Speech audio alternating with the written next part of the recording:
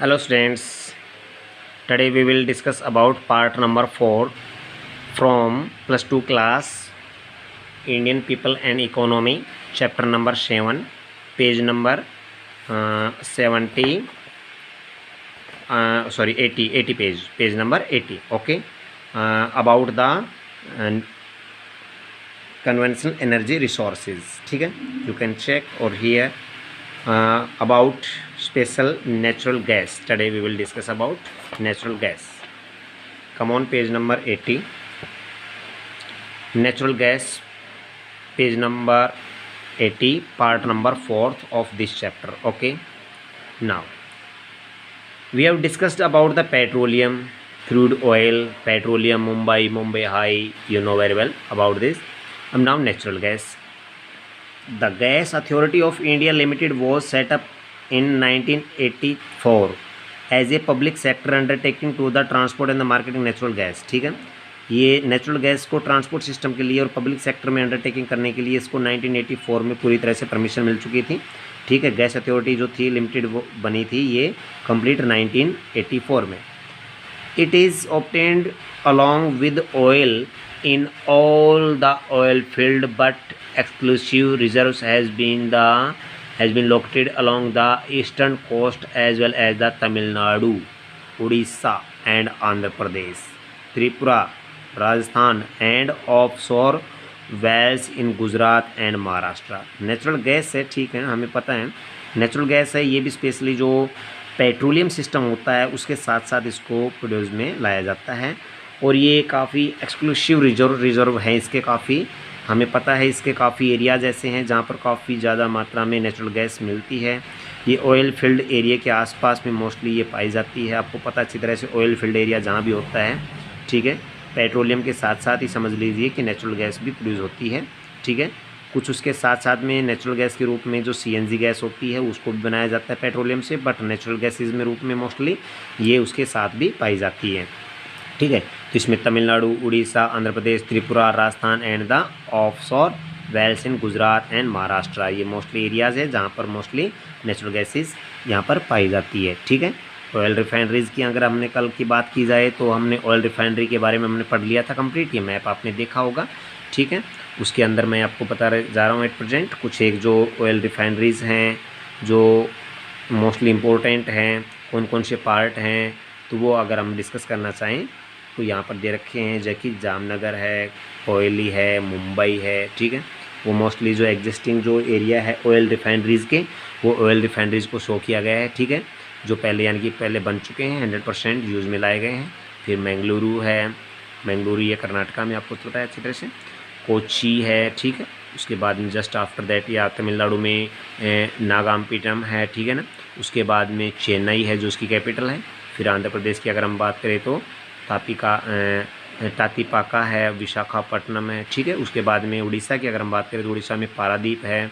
ठीक है, पारादीप के जस्ट बाद में हल्दिया है जो कि मोस्टली वेस्ट बंगाल और उड़ीसा के पार्ट के साथ में यहाँ पार्ट दिया गया है. ठीक है, उसके बाद में बरौनी है. ठीक है, और मथुरा हमने देखा उसमें बताया गया था पाइपलाइनों का अलग अलग पार्ट जो बना हुआ था. मथुरा है, पानीपत है, भटिंडा है. भटिंडा एट प्रेजेंट जो है वो मोस्टली अंडर कंस्ट्रक्शन में चल रहा है, काफ़ी उसका काम चल रहा है उसमें. कांडला टू भटिंडा, यहाँ से अगर हम बात करें तो कांडला, यहाँ से कांडला से लेकर के और कंप्लीट यहाँ से एक लाइन भी बिछाई गई अलग से कांडला टू भटिंडा के लिए, ऑयल रिफाइनरी सिस्टम के लिए है वो. ठीक है, और ये आपको पता है कि इस साइड से हमने आपको बताया था हजीरा, फिर विजयपुर, फिर जगदीशपुर, ये यूपी में है. वो ऑयल पाइपलाइन थी जिसके अकॉर्डिंग इन सभी को रिफाइनरीज को कनेक्ट किया गया है. Okay, now next years non conventional energy resource. ठीक है, ये सभी कन्वेंशनल रिसोर्स के बारे में हम पढ़ चुके हैं. अब नॉन कन्वेंशनल रिसोर्स के बारे में पढ़ेंगे. ठीक है, समझ रहे हैं आप अच्छी तरह से नॉन कन्वेंशनल रिसोर्स कौन कौन से होते हैं. आपको शायद इससे पता है कि जिसको हम गैर परंपरागत कहते हैं हिंदी में देखा जाए तो. ठीक है, जो नेचुरल सिस्टम से हैं. ठीक है, जो कभी भी यानी कि एंड नहीं हो सकते. ठीक है, next yes fossil fuel source such as coal, petroleum, natural gas and the nuclear energy use एग्जिबिलिटी रॉ मटेरियल्स. ठीक है, हमें पता है कि जो कन्वेंशनल रिसोर्स होते हैं, नॉन कन्वेंशनल रिसोर्स होते हैं, उसके अकॉर्डिंग अगर बात करें कि फ्यूजल फ्यूल्स के साथ में कोयला है, पेट्रोलियम है, नेचुरल गैस है, न्यूक्लियर एनर्जी है, ये सब हम यूज़ करते हैं रॉ मटेरियल ग्रुप में होती है. Sustainable energy resource are only the renewable energy, लेकिन कुछ यानी कि कुछ ऐसे रिसोर्सेज ऐसे हैं जो सस्टेनेबल है, यानी कि सस्टेनेबल का मतलब होता है कि आने वाले फ्यूचर के लिए स्पेशल सेफ रह सकें। Resource are only the renewable energy resource, और वो सस्टेनेबल रिसोर्स होते हैं, वो रिन्यूएबल रिसोर्स भी होते हैं, जैसे कि solar, wind, hydro thermal and biomass. ठीक है, ये कुछ एक हमने अभी पढ़ा है, वो स्पेशली सस्टेनेबल एनर्जी रिसोर्स होते हैं। और जो अनसस्टेनेबल एनर्जी रिसोर्स होते हैं वो कौन से होते हैं? कोल है, पेट्रोलियम है, नेचुरल गैस है। ठीक है, इनको यूज़ करने के बाद इसका फिनिशिंग हो जाता है, एंड हो जाती है। और ये जो सस्टेनेबल एनर्जी रिसोर्स होते हैं वो कंटिन्यू आगे फ्यूचर में यूज़ किए जा सकते हैं, कभी भी वो एंड जल्दी से नहीं हो सकते हैं। ठीक है, तो इसमें आपने देखा है सोलर है। ठीक है, सोलर प्लेट से हम एनर्जी प्रोड्यूस कर सकते हैं। ठीक है, विंड है, जिसमें विंड मिल होती हैं। हाइड्रो जियोथर्मल का मतलब आप समझ रहे अच्छी तरह से, हाइड्रो इलेक्ट्रिसिटी है, वाटर से भी ये हो जाता है। ठीक है, और उसके बाद में these energy sources are more equitably distributed and the environment friendly. आपको पता है ये एनवायरमेंट फ्रेंडली भी है, क्योंकि ये नॉन पोल्यूटेड सिस्टम वाले होते हैं, इनमें पोल्यूशन नहीं होता है। The non conventional energy resource will provide more sustained eco-friendly cheaper energy after the initial cost is taken care of। very most important है eco-friendly cheaper energy। ठीक है, ये मोस्ट इंपॉर्टेंट पॉइंट है, यहाँ पर देखा जा रहा है कि सबसे ज़्यादा सस्ता भी है और काफ़ी इको फ्रेंडली भी है, इसमें कोई किसी तरह का पोल्यूशन नहीं होता है।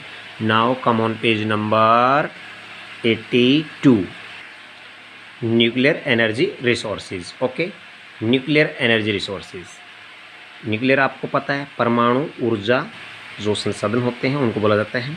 Nuclear energy has emerged as a viable resource in recent times. Important minerals used for the generation of the nuclear energy are uranium and thorium. Very most important, uranium and thorium जो होता है वो nuclear जो energy produce करने के लिए nuclear power plant होते हैं उनमें किया जाता है। न्यूक्लियर पावर प्लांट आप समझ रहे अच्छी तरह से, जिसमें यानी कि इलेक्ट्रिसिटी भी प्रोड्यूस की जाती है इन चीज़ों से। Uranium deposits occur in the Dharwar rocks, और ये धारवार रॉक्स के आसपास के एरिया में मोस्टली ये यूरेनियम पाया जाता है। Geographically uranium ores are known to occur in several location along with the Singhbhum. जो ये अगर हम जियोग्राफिकली अगर देखना चाहें यानी कि भौगोलिक रूप से, तो यूरेनियम है वो मोस्टली जो सिंहभूम एरिया में, कॉपर बेल्ट एरिया में मोस्टली मिलता है। सिंहभूम आप समझ रहे अच्छी तरह से, जो कि मोस्टली जो आयरन और का भी ये कोल एरिया का डिपॉजिट एरिया भी है। ठीक है, और कॉपर बेल्ट जो एरिया है उसके आसपास के एरिया में मोस्टली ये क्या यूरेनियम पाया जाता है। It is also found in Udaipur, Alwar and Jhunjhunu district of Rajasthan. ठीक है, important question. Durg district of Chhattisgarh. ठीक है, ये डिस्ट्रिक्ट के नेम है, दुर्ग जो है ये डिस्ट्रिक्ट का नाम है, किस स्टेट की डिस्ट्रिक्ट है ये? छत्तीसगढ़ की। और Bandra district of Maharashtra and Kullu district of Himachal Pradesh. Kullu Manali आप जानते हैं ना, तो कुल्लू ये जगह है, कुल्लू डिस्ट्रिक्ट है। ठीक है, तो ये हिमाचल प्रदेश के हैं। और थोरियम, अब आते हैं हम थोरियम पर, वेरी इंपॉर्टेंट। ये जो यूरेनियम की बात होगी, thorium is mainly obtained from the monazite and the ilmenite. ठीक है, मोनोजाइट और इल्मेनाइट से मिलकर ये बनता है। ठीक है, ऑब्टेंड होता है in the beach sand along with the coast of Kerala. और ये कहाँ पाया जाता है? मोस्टली ये बीचेस पर पाया जाता है। बीचेस की जो सैंड होती है ना, यानी मिट्टी होती है जो कोस्टल एरिया की, मोस्टली वहाँ पाया जाता है। The coast of Kerala and Tamil Nadu. ठीक है, मोस्टली ये कहाँ केरल और तमिलनाडु के कोस्टल एरिया पर पाया जाता है। क्या? थोरियम। ठीक है, ये जो न्यूक्लियर एनर्जी को प्रोड्यूस करने के लिए यानी कि जो उसको यूज़ करने के लिए थोरियम और यूरेनियम यूज़ किया जाता है। तो यूरेनियम की हम बात करते हैं, थोरियम की बात चल रही है। World's richest monazite deposit occur in the Palakkad and Kollam district of Kerala. Kerala के अंदर पालाक्काड, जो पालाक्काड है और कोलम एरिया है, डिस्ट्रिक्ट है, ये डिस्ट्रिक्ट के नेम है। ये केरल में सबसे मोस्ट इंपॉर्टेंट मोनोजाइट पाया जाता है वहाँ पर, क्योंकि थोरियम में मोस्टली जो उसके एलिमेंट्स अगर चेक की जाए तो मोनोजाइट उसके अंदर होते हैं। जो सैंड होती है उसमें सबसे ज़्यादा मोनोजाइट होता है कोस्टल एरिया पर, वो केरला में पाया जाता है, जो कि थोरियम के लिए काफ़ी सूटेबल है। Near Visakhapatnam in Andhra Pradesh and the Mahanadi river delta इन उड़ीसा। इसके बाद में माइनर की अगर बात करें तो near Visakhapatnam Andhra Pradesh and the Mahanadi river delta of Orissa इसमें पाया जाता है। और अगर हम मोस्टली 1 2 3 अगर लिखना चाहें तो लिख सकते हैं उसमें मोनोजाइट के लिए कोल्लम डिस्ट्रिक्ट हो गया, पालक्काड डिस्ट्रिक्ट हो गया, ठीक है, केरल में हो गया, और विशाखापट्टनम है वो आंध्र प्रदेश में हो गया, और महानदी रिवर की अगर बात करें तो वो उड़ीसा में जो डेल्टा एरिया है वहाँ पर हो गया। Atomic energy commission next topic आपका रहा AEC, ठीक है। Atomic energy commission was establish in 1948, ठीक है। परमाणु जो ऊर्जा आयोग जो था वो जो स्टार्ट किया गया था उसका जो एस्टेब्लिश किया गया था उसको तो 1948 में किया गया था। किस लिए? Progress could be made only after the establishing of the atomic energy station of the Trombay in 1954 which was renamed as the Bhabha Atomic Research Center in 1967। very most important, ये एक रिसर्च सेंटर का नाम यहाँ पर दिया गया Bhabha atomic research centre, ठीक है, जो 1967 में उसको पूरी तरह से रजिस्टर्ड कर दिया गया था। और ये जो नाम दिया गया था इसके लिए एनर्जी इंस्टीट्यूट एट द थ्रोम्बे, ये टोरम्बे है, ये 1954 में इसको पहले ट्रोम्बे के नाम से जाना जाता था इस एटॉमिक एनर्जी इंस्टीट्यूट को, और 1954 के बाद में इसका नेम जब चेंजमेंट किया गया तो उसके बाद में 1967 में इसको भाभा एटॉमिक रिसर्च सेंटर के नाम से जाना गया। The important nuclear power project are very most important, ये मैप वर्क भी है बेटा, प्लीज़ ध्यान देना। न्यूक्लियर पावर प्लांट है वो न्यूक्लियर पावर प्लांट की बात कर रहा हूँ, परमाणु संयंत्र जो होते हैं जिनसे इलेक्ट्रिसिटी प्रोड्यूस की जा रही है। Tarapur Maharashtra, very most important, Tarapur Maharashtra में है, ठीक है।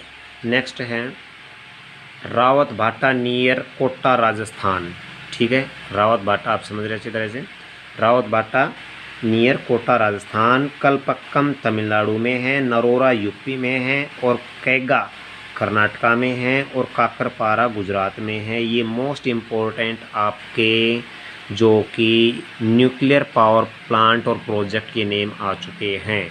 फिर बता रहा हूँ, नंबर 1 तारापुर महाराष्ट्र में है, रावत बाटा नियर कोटा राजस्थान में है, ठीक है, कलपक्कम है वो तमिलनाडु में है, नरोरा है वो उत्तर प्रदेश में है, और कैगा कर्नाटका, और काकरपारा इन गुजरात। वेरी मोस्ट इम्पोर्टेंट है ये।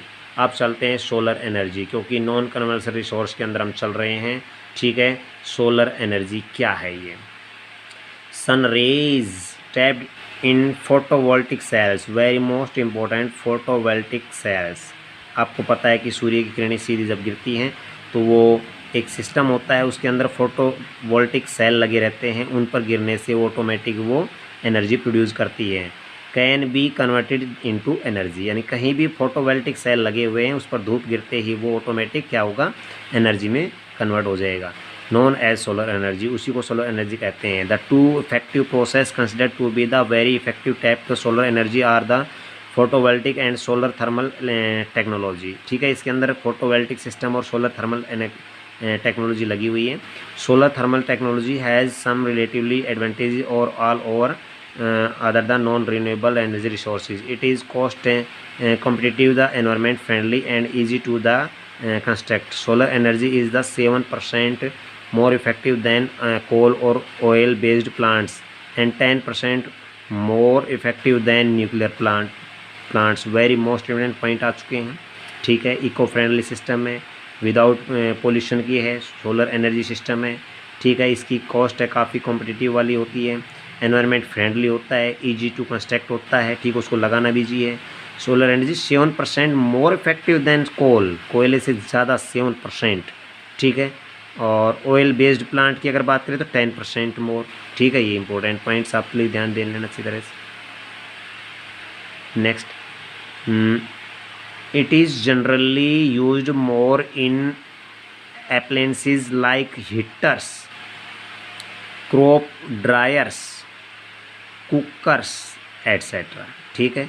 हम होम अप्लायंस की अगर बात करें तो उसके अंदर चाहे आप इन्वर्टर सिस्टम लगा करके और उसमें बैटरी वगैरह यूज़ करते हैं तो उसकी इलेक्ट्रिसिटी यूज़ करते हैं। हीटर वगैरह है, क्रॉप ड्रायर सिस्टम होते हैं जो यानी कि फसलों को यानी कि जो कुछ सुखाना होता है, जो सीरियल्स होते हैं उनको सुखाना होता है, उसके लिए ड्रायर सिस्टम आते हैं। कुकर्स होते हैं, जैसे आपने देखा होगा सोलर कुकर या सोलर हीटर कुकर, आपने नाम सुने होंगे। The western part of India, suitable part area बताया जा रहा है यहाँ पर। The western part of India has greater potential for the development of solar energy in Gujarat and Rajasthan. Rajasthan और गुजरात के अंदर सबसे मोस्ट इंपॉर्टेंट पार्ट है वो वेस्टर्न पार्ट है, जो पोटेंशियल एरिया में है, जो काफ़ी अच्छा यानी कि सूटेबल एरिया है। ठीक है, अब चलते हैं विंड एनर्जी की तरफ। लास्ट टॉपिक होगा ये। नेक्स्ट टॉपिक में हम बात करेंगे टाइडल एंड वेव एनर्जी। आज के लिए लास्ट है ये wind energy. Wind energy is absolutely pollution free. ठीक है, पोल्यूशन फ्री आपको पता है। इनएग्जिक्यूटेबल सोर्स ऑफ एनर्जी, कभी भी ख़त्म होने वाला यानी कि नहीं होने वाला एनर्जी रिसोर्स है। The mechanism, come on page number 83 up side.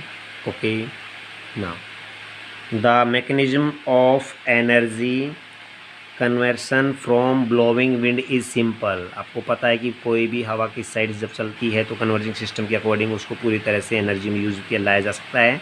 The kinetic energy of wind through turbine is converted into the electrical energy। ठीक है, काइनेटिक जो एनर्जी सिस्टम होता है आपको पता है अच्छी तरह से, जो हवाएं जब चलती है तो इसकी काइनेटिक एनर्जी सिस्टम यूज़ होता है, उसको हम पूरी तरह से टरबाइन के अकॉर्डिंग उसको यूज़ कर सकते हैं। Is converted into the electrical energy. आप समझ रहे हैं अच्छी तरह से कि जैसे हवा चलती है तो काइनेटिक एनर्जी यूज़ करके उसके ऊपर पंखे बड़े बड़े लगे रहते हैं, वो जैसे मूवमेंट करते हैं तो उसके नीचे कनेक्ट होकर के वहाँ पर टरबाइंस कनेक्ट होते हैं, वो उसके साथ घूमते हैं और इलेक्ट्रिसिटी प्रोड्यूस करते हैं। जैसे आपको पता है अच्छी तरह से विंड एनर्जी बोलते हैं इसको, देख तो आपको उससे पता अच्छी तरह से। बट जिस तरह से हाइड्रो इलेक्ट्रिसिटी होती है, पानी के गिरने से जो टरबाइन होते हैं ये चलते हैं, तो इसे सेम इस तरह से ये हवा के चलने से ये मूवमेंट करते हैं।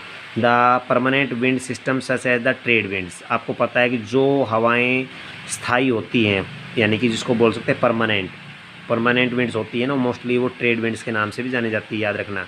ठीक है, जैसे हमारी वेस्टर्न विंड्स होती है, ट्रेड विंड्स और परमानेंट विंड का नाम हम दे सकते हैं, ये काफ़ी अच्छी सूटेबल है। Westerlies and the seasonal winds, westerly आओगे ना, वेस्टर्लीज का मतलब होता है पश्चिमी हवाएं जो होती है, पछुआ जिसको बोलते हैं। और seasonal winds the monsoon have the been use to the source of energy. और मानसून के टाइम में जो हवाएं चलती है सीजनल, वो अच्छी एनर्जी को प्रोड्यूस करने वाली होती है। बिसाइड दीज लोकल विंड्स, और लोकल विंड्स भी होती हैं कुछ, कभी ईस्ट, कभी वेस्ट, कभी नॉर्थ, कभी साउथ।